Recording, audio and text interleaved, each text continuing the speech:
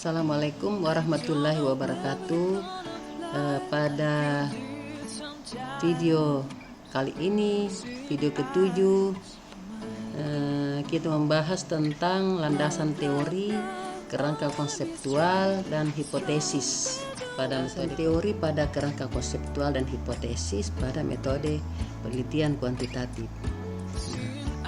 Setelah masalah penelitian dirumuskan, maka dilanjutkan dengan mencari teori, konsep, dan hasil generalisasi.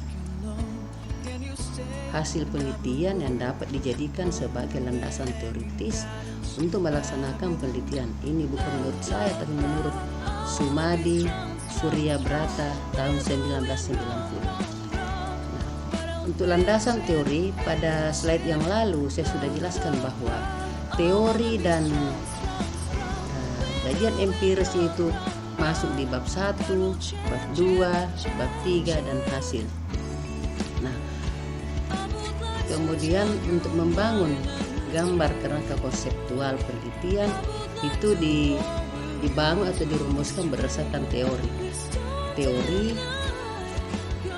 apa yang digunakan dari variabel yang kita teliti. Landasan teori ini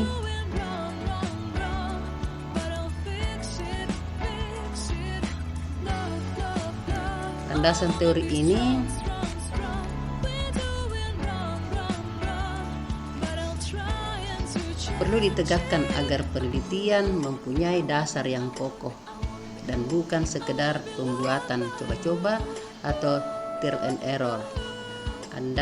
Adanya landasan teori ini merupakan ciri bahwa penelitian ini merupakan cara ilmiah untuk mendapatkan data.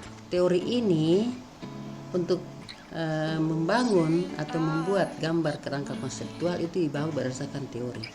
Kalau misalnya judulnya mengatakan pengaruh komunikasi pemasaran terhadap minat beli konsumen dan volume penjualan, maka teorinya mengatakan bahwa komunikasi pemasaran dapat meningkatkan volume penjualan atau dapat meningkatkan keinginan untuk membeli, minat konsumen untuk membeli. Nah, selain teori, perlu juga dituliskan di situ bahwa penelitian terdahulu, misalnya penelitian siapa, tahun berapa, menemukan bahwa komunikasi pemasaran berpengaruh signifikan terhadap nilai beli konsumen.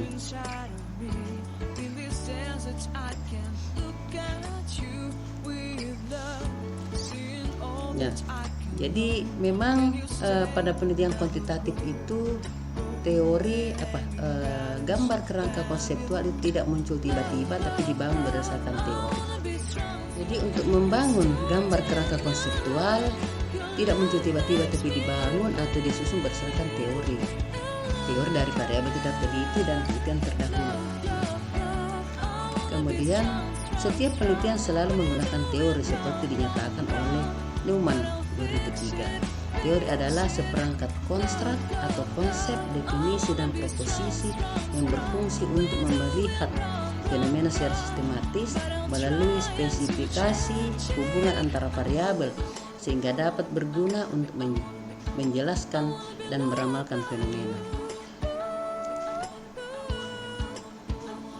Jadi memang teori itu dilihat gunanya untuk dilihat hubungan antara satu variabel dengan variabel lain. Kalau dikatakan ini konstruk ini atau konsep ini sama dengan variabel laten itu konstruk, ya, yang bentuknya elips. Karena penelitian kuantitatif itu menggunakan variabel elips, gambarnya dia elips, bukan kotak. Kotak itu digunakan pada penelitian kualitatif. Sedangkan pada penelitian kuantitatif itu menggunakan bentuk elips, variabel. Jadi variabel itu variabel laten, nanti dijelaskan oleh indikatornya. Nah,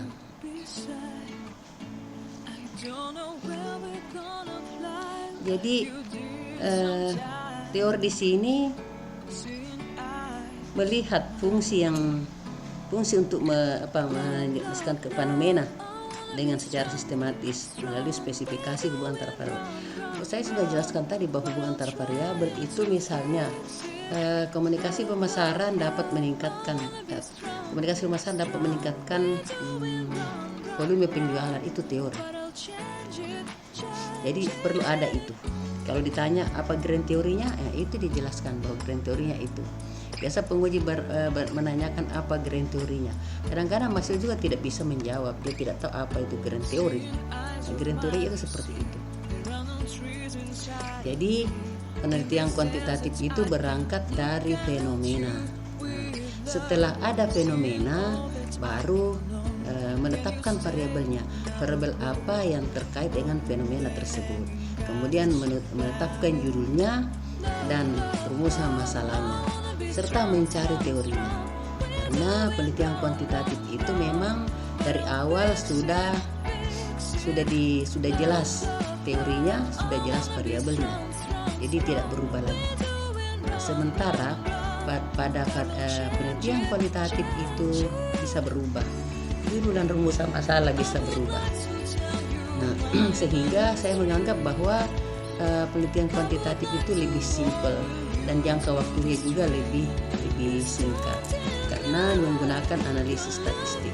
Sedangkan pada penelitian kualitatif itu biasanya waktunya lebih lama. Kenapa? Karena yang menggunakan observasi partisipan dan itu bisa berubah karena nanti setelah peneliti masuk di lapangan baru menemukan fokus penelitian. Nah, sehingga kalaupun ada data baru, maka data baru itu dianggap penelitian belum selesai. Kecuali kalau misalnya tidak ada data baru, dianggap bahwa data itu sudah jenuh, artinya tidak ada lagi data baru dianggap penelitian itu sudah selesai. Tetapi pada penelitian kuantitatif, setelah mengedarkan kuesioner dan hasil kuesioner itu ditabulasi, kemudian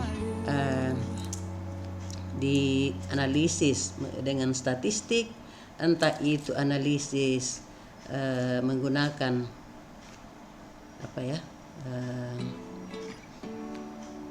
regresi linear, regresi berganda, PLS, SPSS, SEM atau GSCA. Nah, karena model penelitian itu menentukan instrumen analisis apa yang digunakan. Nah, kalau misalnya dari rumusan masalahnya itu ada sama-sama dua variabel sama-sama berpengaruh, maka biasanya lebih cocok menggunakan regresi linear atau regresi berganda. Tetapi kalau tidak ada rumusan masalah yang sama berpengaruh, maka itu bisa menggunakan GSCA. Karena kalau menggunakan SEM itu minimal sampelnya 200, sehingga agak susah kalau menggunakan SEM. Lagian SEM itu punya keterbatasan. Nah, keterbatasannya apa SEM itu? SEM itu hanya bisa menganalisis variabel dengan model indikator formatif saja. Sedangkan variabel dengan model indikator refleksif itu SEM tidak bisa menganalisis itu.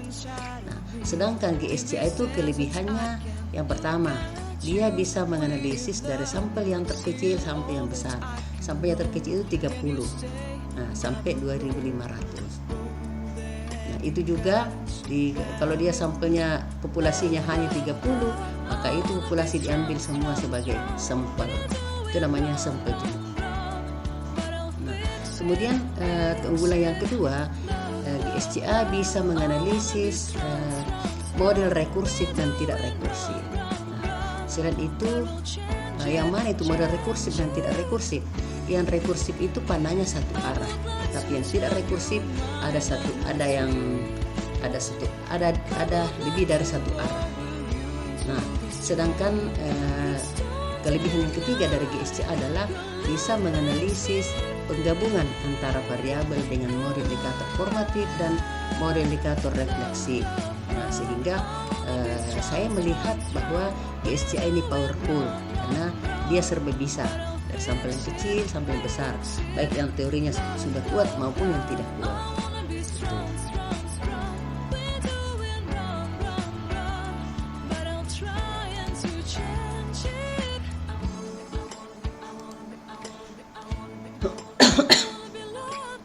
Kemudian teori adalah generalisasi atau kumpulan generalisasi yang dapat digunakan untuk menjelaskan berbagai fenomena.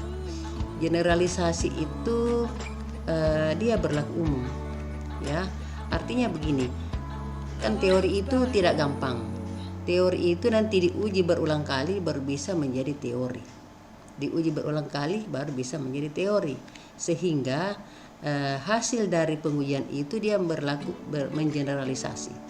Misalnya begini, mengeneralisasi itu hasil pengujian sampel itu diberlakukan ke populasi. Itu namanya mengeneralisasi. Ya, generalisasi. Jadi kalau misalnya sampelnya hanya 30, populasinya hanya 30, maka semua diambil sebagai sampel dan itulah yang diuji. Dan semakin besar sampel yang diambil maka semakin mendekati kebenaran, dan semakin kecil sampel yang diambil maka semakin sedikit mendekati kebenaran. Jadi sampel itu diberlakukan ke populasi, itu namanya mengeneralisasi. Sedangkan pada penelitian kualitatif tidak seperti itu. Penelitian kualitatif itu tidak mengeneralisasi, tapi dia berlaku sampai penelitian kualitatif itu dia menggali, peneliti itu menggali, mengeksplor sampai terlalu jauh sampai kepada tingkat makna. Ya, jadi berbeda. Dan saya sudah menjelaskan bahwa penelitian kualitatif itu dia menemukan teori dan menemukan hipotesis. Sedangkan pada penelitian kuantitatif itu menguji teori dan menguji hipotesis. Sedangkan seperti itu. Misalnya, teorinya mengatakan komunikasi pemasaran dapat meningkatkan volume penjualan. Nah, itu teori. Nah, itu diuji apakah benar dia signifikan atau tidak. Kalau dia signifikan maka dikatakan bahwa penelitian ini mendukung teori. Tetapi kalau dia tidak signifikan maka dicarikan alasannya. Ya. Nah, kemudian Cooper dan Sinder 2003 menjelaskan bahwa teori adalah seperangkat konsep, definisi dan proposisi yang tersusun secara sistematis sehingga dapat digunakan untuk menjelaskan dan meramalkan fenomena. Jadi itu teori, ya. Teori dapat menjelaskan fenomena. Ya. Misalnya teorinya,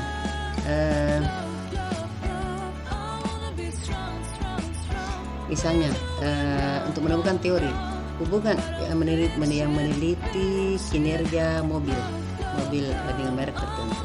Nah, dari hasil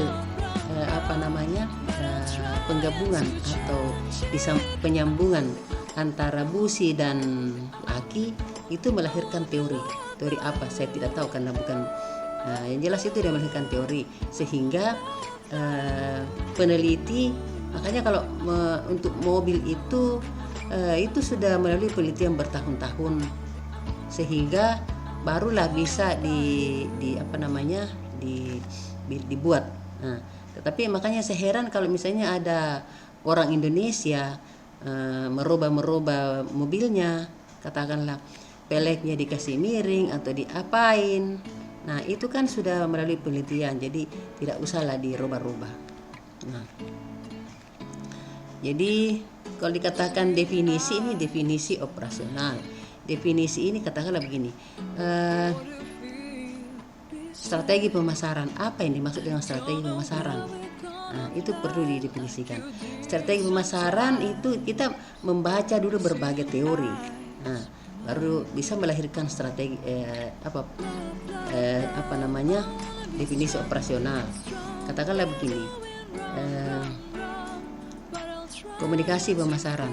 Apa itu komunikasi pemasaran? Komunikasi pemasaran adalah salah satu cara untuk mempromosikan satu produk, ya, misalnya seperti itu. Nah, kemudian proposisi ini pernyataannya tersusun secara sistematis sehingga dapat digunakan untuk menjelaskan dan meramalkan fenomena. Jadi kalau ada fenomena bisa fenomena itu, dari fenomena itu adanya fenomena bisa diramalkan, atau ini meramalkan ini sama dengan membuat hipotesis. Katakanlah kalau tadi judulnya pengaruh komunikasi pemasaran terhadap nilai beli pengaruh komunikasi pemasaran terhadap volume penjualan, maka itu diuji dan hasil pengujiannya itu melahirkan satu teori komunikasi pemasaran. Entah itu siapa pencetusnya saya tidak tahu. Makanya peneliti kuantitatif itu harus berbekal teori. Kemudian ini Mars 963 dalam Siti Rahayu Hadi Tono membedakan 3 macam teori. Teori tersebut berhubungan dengan data empiris. Teori deduktif dimulai dari suatu pemikiran atau pikiran spekulatif tertentu ke arah data akan diterangkan. Deduktif itu pernyataan dari umum ke khusus, ya, itu deduktif.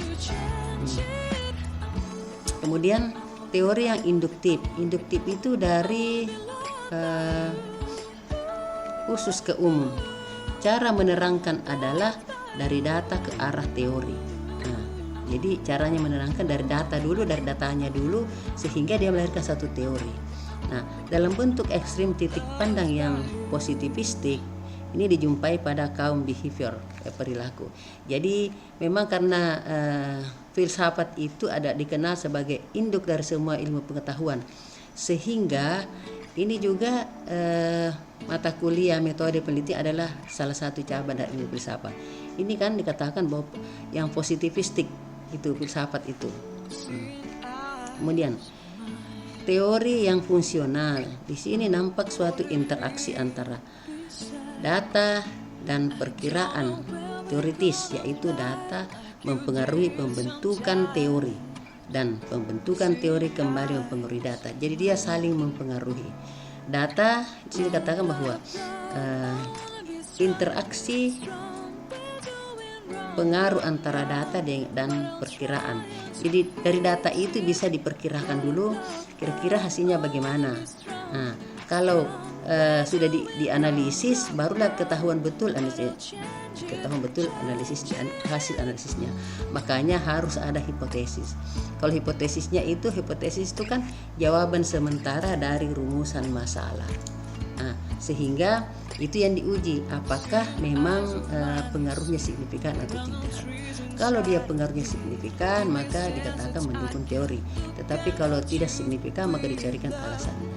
Demikian juga kalau ada jurnal penelitian terdahulu yang sama dengan penelitian kita, maka dikatakan bahwa penelitian ini mendukung penelitiannya siapa, tahun berapa, menemukan apa. Jadi kalau hasil penelitian kita sama dengan jurnal, makanya dikatakan penelitian ini mendukung penelitian siapa, tahun berapa, menemukan apa. Makanya pada tabel kajian empiris itu harus ada persamaan dan perbedaan. Persamaannya itu maksudnya sama-sama, variabelnya sama, ada juga variabelnya berbeda. Kalau sama semua variabelnya, untuk apa diteliti? Orang sudah meneliti, jadi harus sama, harus ada perbedaan antara variabelnya sehingga ada novelty dari penelitian itu, ada kebaruan dari penelitian itu. Nah, kemudian di pendahuluan itu harus ada gap risetnya. Artinya ada hasil penelitian yang pengaruhnya signifikan dan ada juga hasil penelitian yang pengaruhnya tidak signifikan. Dari kedua penelitian itu ditemukan celah sehingga kita tertarik untuk meneliti. Itu juga bisa termasuk alasan penelitian dilakukan. Itu ya. Nah, kemudian berdasarkan 3 pandangan dapat disimpulkan bahwa teori menunjuk pada sekelompok hukum yang tersusun secara logis, yang sifat hubungan yang deduktif. Nah, suatu hukum menunjukkan suatu hubungan antara variabel empiris yang dapat diamati sebelumnya. Jadi dari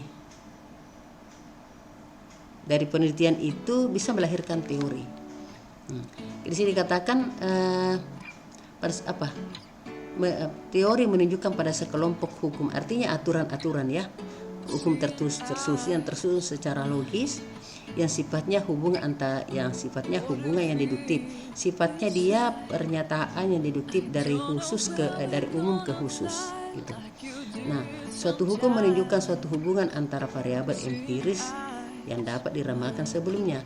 Jadi variabel empiris itu variabel yang bisa dilihat ya, misalnya tinggi badan itu kan bisa dilihat. Bukan konsep.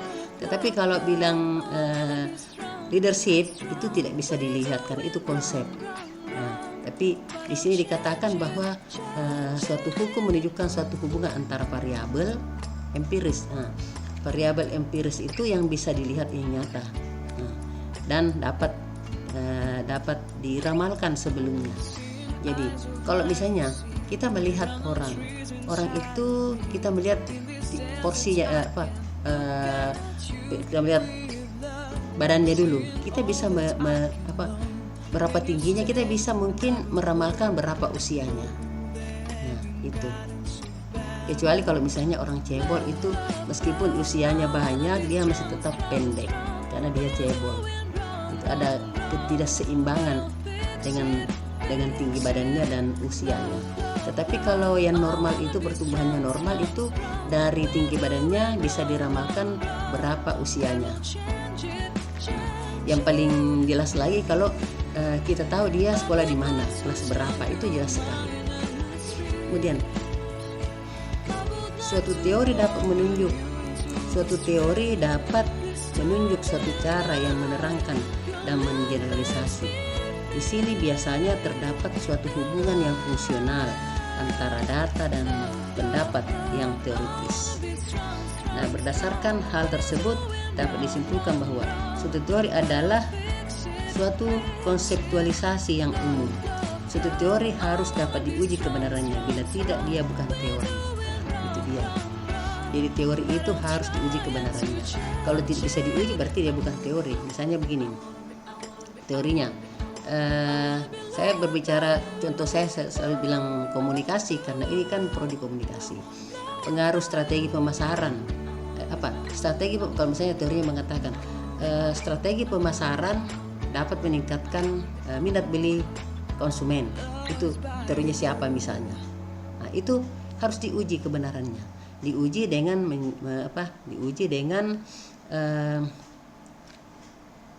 menggunakan statistik. Ya, kalau misalnya pada tahap pertama ada yang meneliti strategi pemasaran, itu kalau kualitatif ya, strategi pemasaran. Jadi benar-benar peneliti itu tidak mengetahui bagaimana strategi pemasaran yang dilakukan oleh misalnya swalayan ya. Nanti setelah dia meneliti baru mengetahui, oh ternyata dia menggunakan strategi pemasaran apa. Ada beberapa yang dilakukan strategi pemasaran dilakukan misalnya dengan strategi online, dengan menempelkan brosur-brosur di mana, di tiang listrik atau di mana, atau bisa melalui media sosial, atau bisa juga melalui radio atau televisi. Nah, nanti setelah peneliti meneliti baru ditahu, oh ternyata strategi pemasaran dari swalayan A misalnya dia menggunakan semua jenis strategi pemasaran.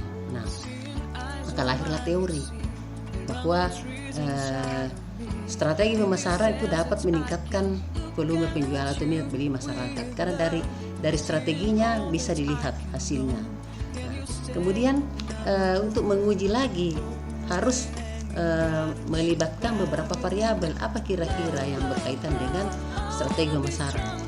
Mungkin minat beli konsumen, brand juga bisa, kemudian volume penjualan juga bisa. Jadi untuk menjadikan kuantitatif dari yang tadinya penelitian kualitatif pada tahap pertama, maka tahap kedua penelitian kuantitatif itu mengaitkan dengan beberapa variabel. Karena kalau cuma 2 variabel berarti rumusan masalahnya hanya 1. Sehingga harus mengaitkan dengan beberapa variabel. Itu.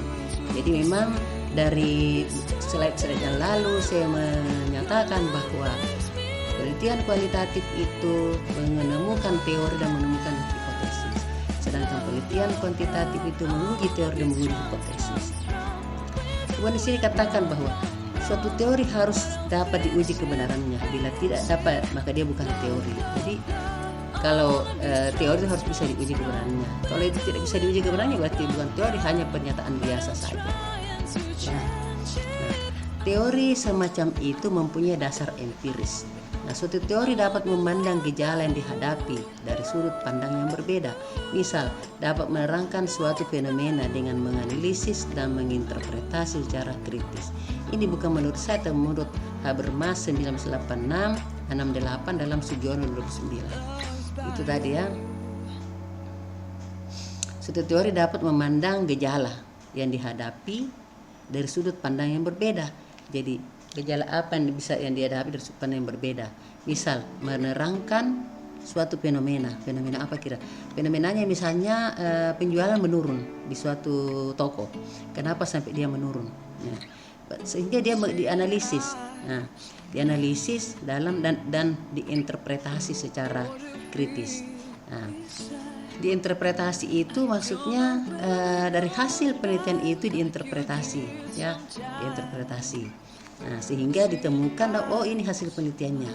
Nah, kemudian misal melukiskan suatu konflik antara generasi yang dilakukan oleh ahli teori yang berpandangan emansipatoris akan berkaitan dengan cara melukiskan seorang ahli teori lain yang tidak berpandangan emansipatoris.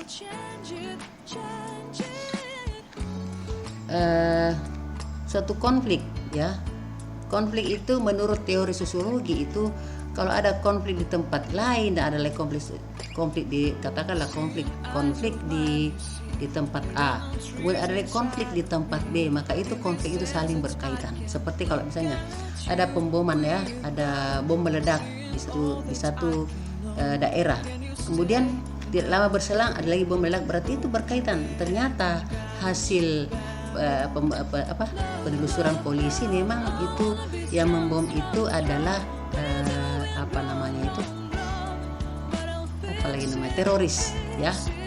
Nah, itu secara teroris memang berkaitan antara satu konflik dengan konflik yang lain, dicari secara itu berkaitan. Nah, sehingga polisi langsung mencari fakta. Oh, ternyata setelah didapat faktanya, oh dia teroris. Nah, ada juga yang sebelum dia melakukan pemboman sudah didapat ternyata dia mengontrak rumah di satu tempat, kemudian dilihat dia menutup diri. Selain itu ditemukan pokoknya adalah gejala yang mencurigakan. Misalnya dia tidak mau bergaul, kemudian diam saja di rumah, ternyata dia diam di rumah dia merakit bom. Nah, pada akhirnya ada bom yang meledak di situ. Maka ketahuanlah bahwa orang yang mengontrak di situ adalah teroris. Ya, jadi sebelum dia meledakkan di tempat lain, sudah ketahuan memang baru dia membom, dia merakit bom. Nah, kemudian teori adalah alur logika atau penalaran yang merupakan seperangkat konsep.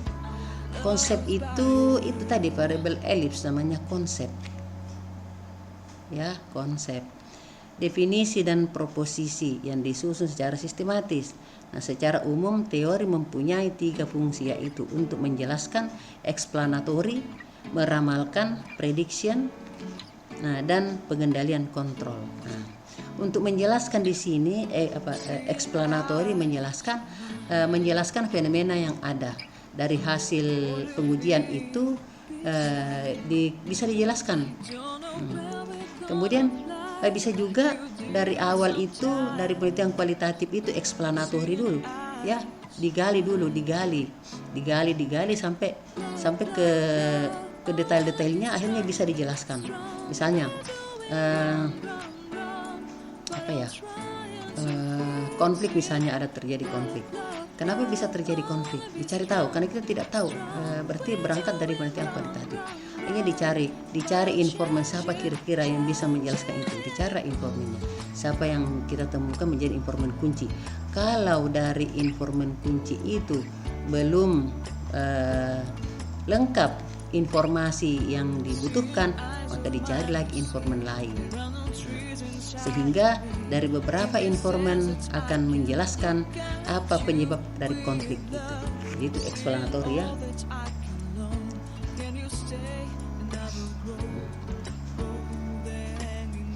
Kemudian secara meramalkan ini punya 3 fungsi, yaitu untuk menjelaskan, meramalkan, prediction, dan pengendalian kontrol.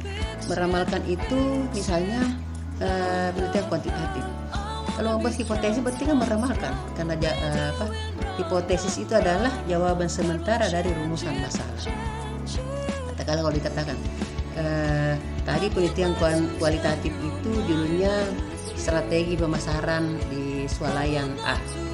Nah, setelah selesai itu maka peneliti ini mencoba lagi untuk mencari berangkat dari penelitian kuantitatif sehingga mengaitkan antara beberapa variabel. Entah itu variabel brand, karena kalau dipikir-pikir jadi kawan itu tuh berpikir apa kira-kira yang cocok dikaitkan dengan variabel ini. Brand, merek ya. Nah, setiap orang itu suka merek yang terkenal. Jadi mungkin itu bisa menekan volume penjualan. Jadi bisa mengaitkan dengan itu brand. Jadi strategi pemasaran dan brand terhadap minat beli konsumen, karena dari brand juga itu bisa meningkatkan minat beli konsumen. Dari minat beli konsumen yang besar itu bisa meningkatkan volume penjualan. Dari brand juga bisa meningkatkan volume penjualan. Jadi itu meramalkan. Nah, meramalkan berarti berhipotesis ya. Nah, kalau hipotesis itu kan jawaban sementara dari rumusan masalah. Kalau hipotesisnya mengatakan bahwa strategi pemasaran berpengaruh signifikan terhadap volume penjualan, itu kan prediksi ya, prediksi, dan itu harus diuji kebenarannya. Jadi kalau judulnya mengatakan bahwa pengaruh strategi pemasaran dan brand berarti X-nya 2 terhadap minat beli konsumen itu Y1, dan volume penjualan berarti Y2, berarti 4 variabel. 4 variabel ini bisa jadi 4 rumusan masalah, 4 tujuan penelitian, dan 4 hipotesis serta 4 hasil penelitian. Ya, kan hasil penelitian itu menjawab rumusan masalah. Itu ada pada slide lain ada contoh yang saya tuliskan di situ. Nah, sama ini, mengapa kalau besi dipanaskan memuai? Ya, nah, dapat dijawab dengan teori yang berfungsi menjelaskan. Ini menjelaskan juga.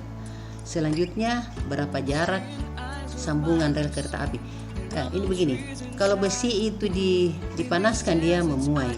Nah, dari situ lahirlah teori. Oh, ternyata kalau besi dipanaskan itu memuai. Teorinya siapa? Bahwa besi jika dipanaskan itu memuai, sehingga orang yang misalnya punya besi itu berhati-hati untuk tidak memberikan untuk memanaskan, karena dia bisa memuai, bisa bergeser, bisa jadi melengkung, bisa apa gitu ya. Kemudian ini dapat dijawab dengan teori yang berfungsi menjelaskan kenapa kalau besi dipanaskan memuai. Berarti dari hasilnya itu bisa dijelaskan, oh ternyata kalau besi dipanaskan itu memuai karena dia kena panas, berarti besi saja kalau dipanasi itu memuai, apalagi yang bukan besi ya. Nah, selanjutnya berapa jarak sambungan rel kereta api yang paling sesuai dengan kondisi iklim di Indonesia sehingga kereta api jalannya tidak terganggu karena sambungan dijawab dengan teori yang berfungsi mengendalikan. Nah, itu melalui penelitian itu baru diketahui bahwa untuk rel kereta api sekian jaraknya baru bisa sekian jaraknya disesuaikan dengan iklim di Indonesia. Ya mungkin kalau di negara maju yang iklimnya dingin itu tidak seperti itu, tapi di Indonesia berbeda. Jadi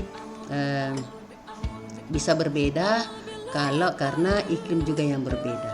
Ya, jadi untuk ini contoh di sini untuk iklim di Indonesia itu bisa jaraknya mungkin lebih dekat jaraknya dibanding dengan rel kereta api di negara maju. Dan negara maju itu dingin sehingga mungkin bisa lebih jauh, dan itu itu kalau dikatakan itu berarti itu teori kalau memang melahirkan itu ya. Nah, kemudian berdasarkan beberapa pendapat dari para ahli dapat disimpulkan, satu, teori berkenaan dengan konsep, asumsi dan generalisasi yang logis.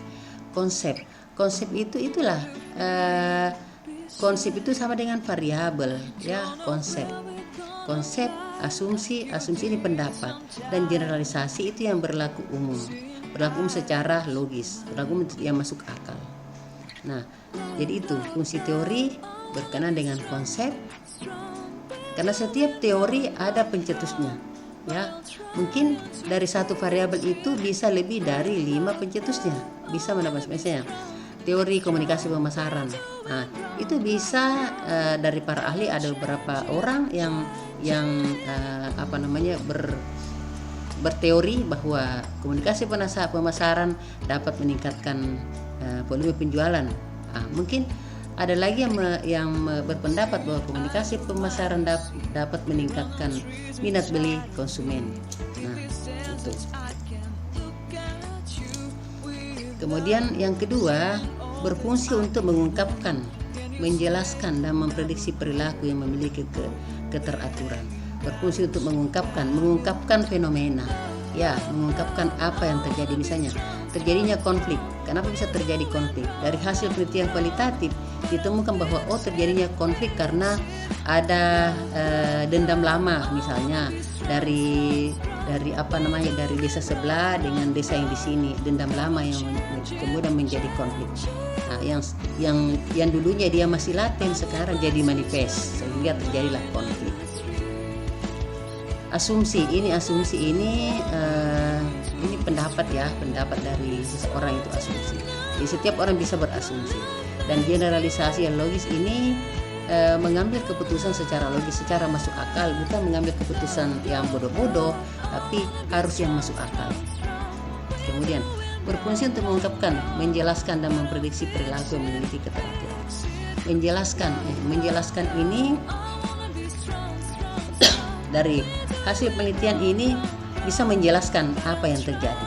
Kemudian memprediksi, prediksi tadi saya sudah bilang bahwa memprediksi itu sama dengan bisa disamakan dengan membuat hipotesis.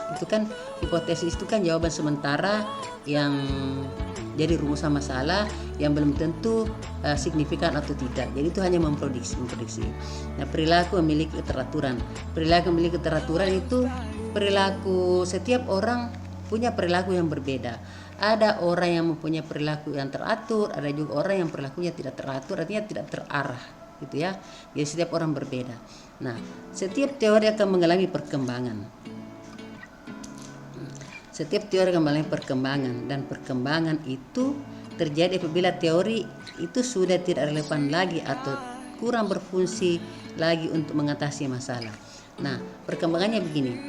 Terkadang ada teori yang tidak relevan lagi dengan kondisi saat ini.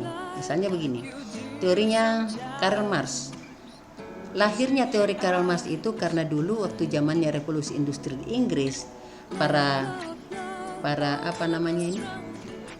pemilik modal membangun perusahaan dan mempekerjakan orang-orang yang tidak punya modal tetapi dengan gaji yang minim, sehingga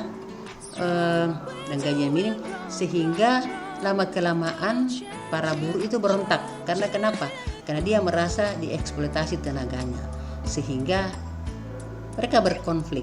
Lahirlah teori Karl Marx bahwa antara buruh dan majikan itu tidak pernah sejalan tapi selalu berkonflik. Nah, tapi belakangan para pemilik modal itu menyadari bahwa ternyata ini para buruh berontak karena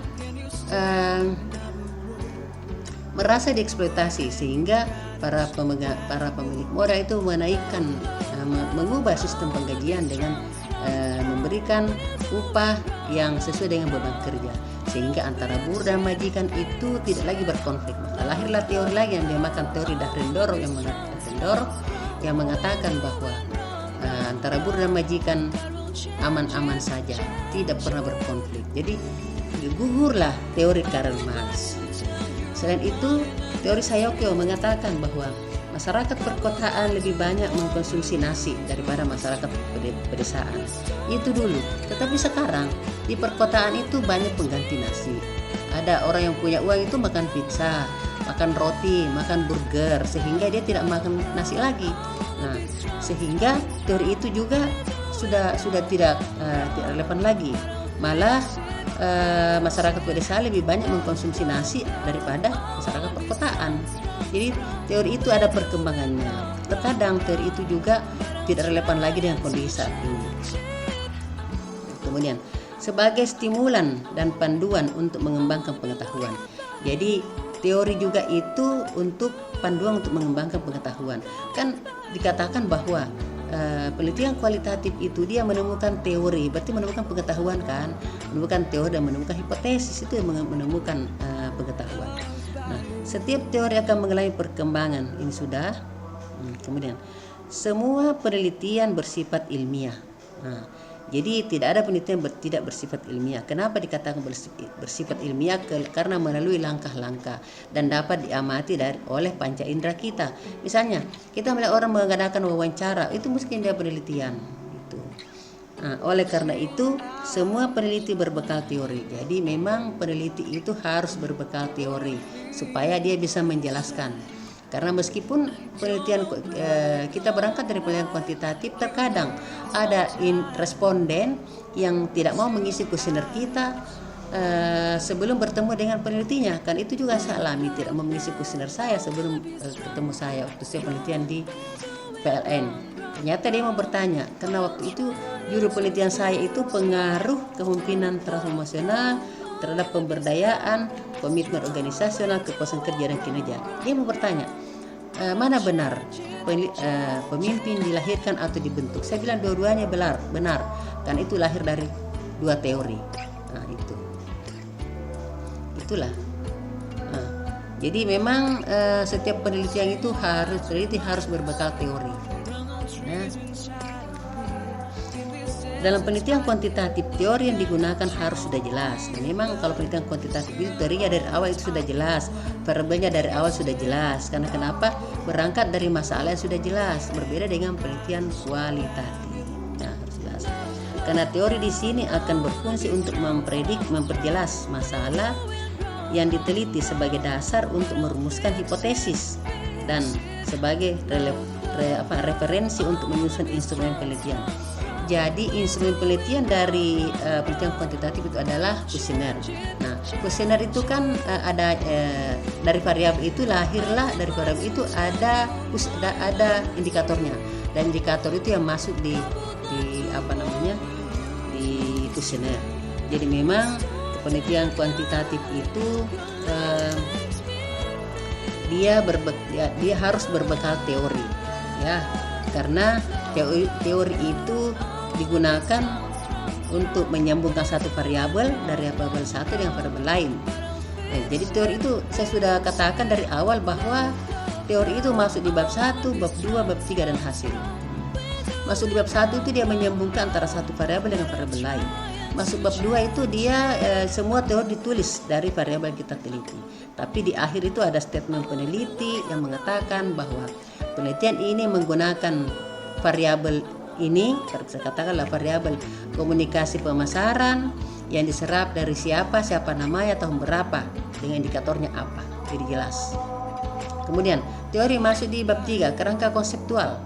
Nah, kerangka konseptual ini kan tidak muncul tiba-tiba, tapi dibangun berdasarkan teori dan penelitian terdahulu. Tidak bisa muncul tiba-tiba langsung gambarnya muncul, tidak. Tapi harus ada statement sebelum gambar itu muncul bahwa kerangka konseptual penelitian ini dibangun atau disusun berdasarkan teori siapa, teori komunikasi pemasaran dari siapa, tahun berapa, yang menjelaskan bahwa komunikasi pemasaran dapat meningkatkan kinerja penjualan. Nah, sudah titik. Selain itu, komunikasi pemasaran itu penelitian terdahulu, penelitiannya siapa, tahun berapa, menemukan bahwa komunikasi pemasaran berpengaruh signifikan terhadap volume penjualan. Jadi itu. Jadi gambar kerangka konseptual tidak muncul tiba-tiba, tapi dibangun berdasarkan teori. Jadi teori itu masuk bab 1, bab 2, bab 3 dan hasil. Kemudian teori masuk di hasil.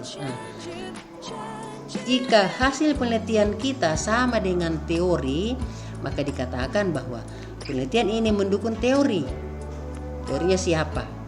Nah, sama juga kalau misalnya demikian juga jurnal. Jurnal itu masuk di bab 1, bab 2, bab 3 dan hasil.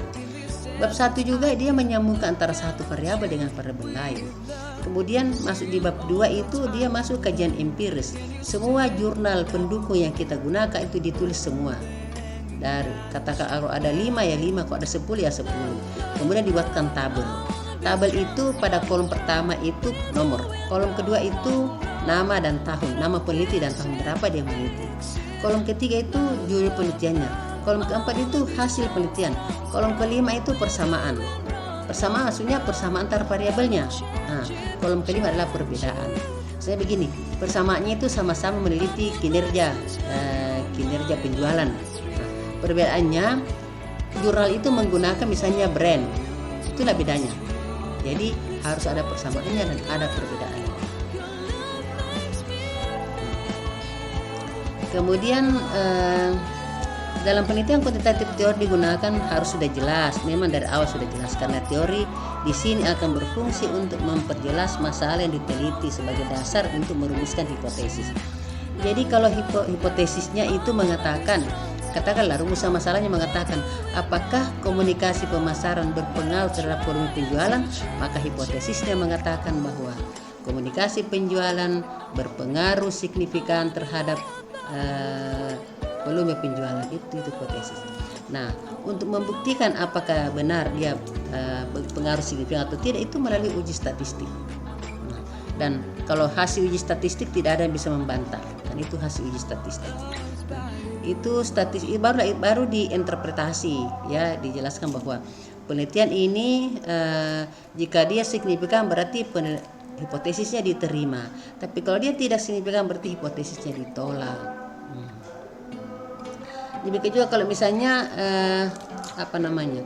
berbeda dengan penelitian terdahulu, hasilnya berbeda, maka juga dikatakan bahwa penelitian ini berbeda dengan penelitiannya siapa, tahun berapa, menemukan apa. Jadi jelas perbedaannya. Jadi tidak mendukung tapi berbeda. Nah, kemudian oleh karena itu landasan teori dalam proposal penelitian kuantitatif harus sudah jelas teorinya. Memang sudah jelas dari awal. Nah, dalam katanya dengan kegiatan penelitian, maka fungsi teori yang pertama digunakan untuk memperjelas dan mempertajam ruang lingkup dan konstruk variabel diteliti. Jadi memang penelitian kuantitatif dari awal sudah jelas variabelnya, jelas teorinya.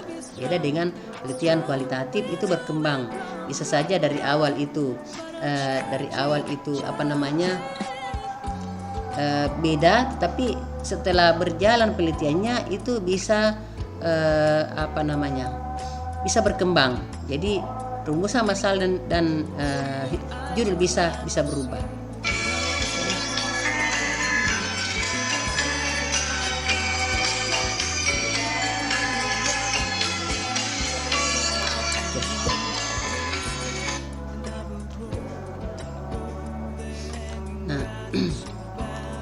Untuk menguasai teori maupun generalisasi dari hasil penelitian, maka peneliti harus rajin membaca dan menelaah masalah-masalah yang dibaca agar data menegakkan landasan teori pokok bagi langkah-langkah berikutnya. Jadi memang kalau jelas teorinya, maka itu sudah jelas teorinya. Jadi kalau sudah jelas teorinya, kita tidak capek-capek lagi mencari teori. Jadi teori yang relevan dengan variabel kita teliti. Hasil penelitian relevan bukan berarti sama.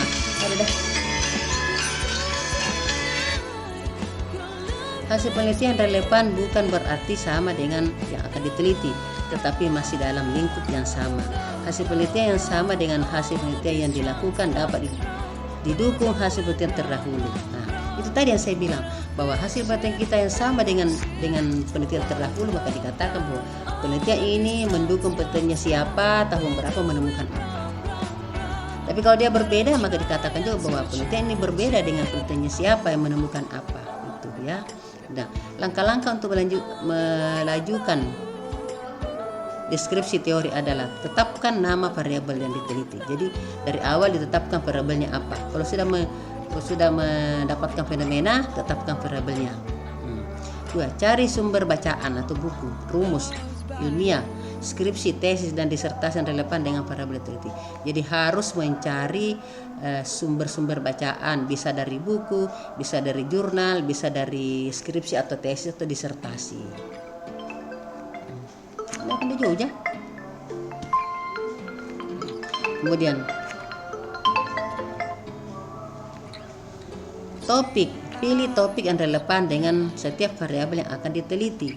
Nah, untuk referensi yang berbentuk laporan penelitian, lihat judul penelitiannya, permasalahannya, teori yang digunakan, tempat penelitian, sampel dan sumber data, teknik pengumpulan data, analisis data, kesimpulan dan sasaran. Jadi harus dilihat jurnal itu apa judulnya, apa variabelnya, teorinya siapa yang digunakan, kemudian berapa sampelnya dan berapa populasinya berapa dan berapa sampelnya, instrumen analisis datanya menggunakan apa. Itu semua ditulis dengan ringkas sebelum ditulis itu tabel dari penelitian terdahulu. Oke. Kemudian cari definisi setiap variabel yang akan diteliti. Ya, cari definisinya pada setiap sumber bacaan, bandingkan antara satu sumber dengan sumber yang lain. Pilih definisi yang sesuai dengan penelitian yang akan diteliti. Dia begini, definisi variabel itu sebenarnya yang memberikan definisi itu adalah peneliti. Peneliti membaca beberapa teori dari variabel tersebut sehingga peneliti menyimpulkan bahwa, misalnya katakanlah komunikasi pemasaran. Peneliti membaca dulu beberapa teori dari komunikasi pemasaran sehingga peneliti bisa menyimpulkan, oh ternyata komunikasi pemasaran adalah bla bla bla, gitu kan? Jadi bukan lagi menurut para ahli tapi menurut peneliti. Kemudian baca isi topik jurnal sesuai dengan variabel yang akan diteliti. Lakukan analisis, renungkan dan buatlah rumusan masalah dengan bahasa sendiri tentang sumber data yang dibaca. Deskripsi teori yang sudah dibaca berbagai sumber ke dalam bentuk tulisan dengan bahasa sendiri. Jadi itu tadi, deskripsi teorinya harus sudah jelas. Peneliti harus membaca berbagai teori dari variabel diteliti sehingga peneliti bisa mendeskripsikan, memberikan definisi operasional dari penelitiannya. Tuh. Jadi untuk langkah-langkah untuk melakukan pendeskripsian teori itu ada 6 poin ya. Tetapkan nama variabelnya. Pertama, jika peneliti sudah menemukan fenomena, maka tetapkan variabelnya apa yang terkait dengan fenomena itu. Kemudian cari sumber bacaan, bisa dari tesis, bisa disertasi, dan tetapkan variabelnya yang terkait dengan fenomena itu. Yang kedua, pilih topik yang relevan dengan penelitiannya. Kemudian cari definisi variabel. Nah, peneliti harus membaca beberapa teori dari variabel diteliti sehingga peneliti bisa mempunyai kesimpulan tentang definisi dari variabel tersebut. Kemudian baca seluruh isi topik yang sesuai dengan variabel yang akan diteliti, lakukan analisis, renungkan dan buat rumusan masalahnya dengan bahasa sendiri.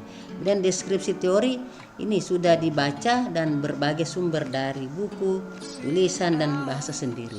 Jadi itulah saya pikir ini untuk video ke-7 ini saya kira ini cukup sekian. Jika ada pertanyaan dari mahasiswa itu bisa melalui kolom chat atau bisa nanti kalau kita Zoom kita bisa menjawab dari pertanyaan dari mahasiswa. Sekian saya akhiri dengan Assalamualaikum warahmatullahi wabarakatuh.